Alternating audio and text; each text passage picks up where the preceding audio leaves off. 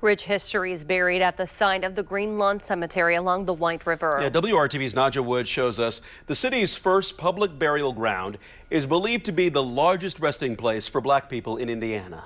I talked to those working to uncover the past of black Hoosiers dating back to the earliest 19th century. And they're starting by digging deeper into this site, the former Greenlawn Cemetery. I call it a treasure trove of black history, buried there. Unearthing the past to preserve a legacy. Descendants die, generations die, they become forgotten. Eunice Trotter pushes to ensure those legacies aren't lost. She joined lead genealogist Dwayne Perry and a handful of others to dig into the black history buried more than 200 years ago at the former Greenlawn Cemetery. 6 months into this, our oldest son passed away Christmas Day of 2023.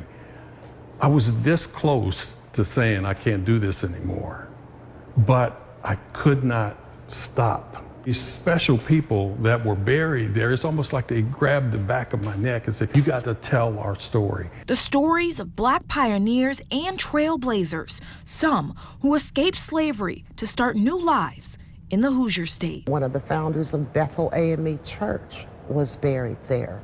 One of the first black property owners of properties here, a woman. The U.S. colored troops, and that Indiana had its own regiment, the U.S. 28. Two of the people that I found were buried at Greenlawn. Greenlawn is believed to be Indiana's largest burial grounds for African Americans. Some were ancestors of Brian Williams. My maternal grandmother was an only child. He's the direct DNA verified, documented descendant of 4 historically black settlements based here in Indiana.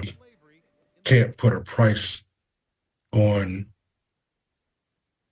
how this feels in terms of, because I grew up with a lot of questions. Trotter and Perry are trying to piece together answers for families. If you don't know your history and you have not captured that history, you're like a rootless tree. Greenlawn Cemetery closed in 1890, but estimates say hundreds of remains are still there. Development at the site has happened multiple times, and now part of the new Henry Street Bridge is designed to run through the cemetery. That's why the preservation team joined the Department of Public Works to carefully remove and research those remains. Stories need to be told, and I want to be a part of telling that story. This history is so critical, not just for African Americans, but for all people. Naja Woods, WRTV.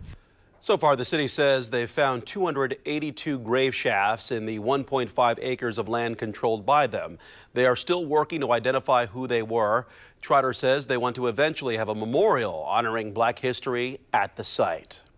8 high school students will get a chance to be part of the work at the former Greenlawn Cemetery this summer.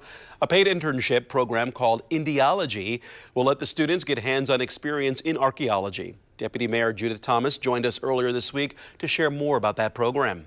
We are seeking young people that are interested in those areas that I mentioned of history, genealogy, archaeology, and what have you.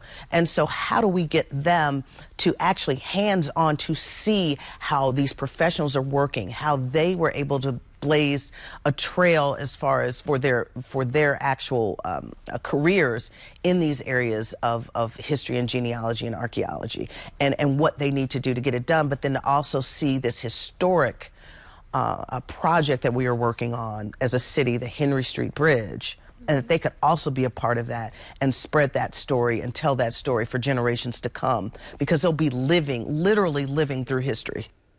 The city is holding listening sessions next week for students who are interested in the Indiology program.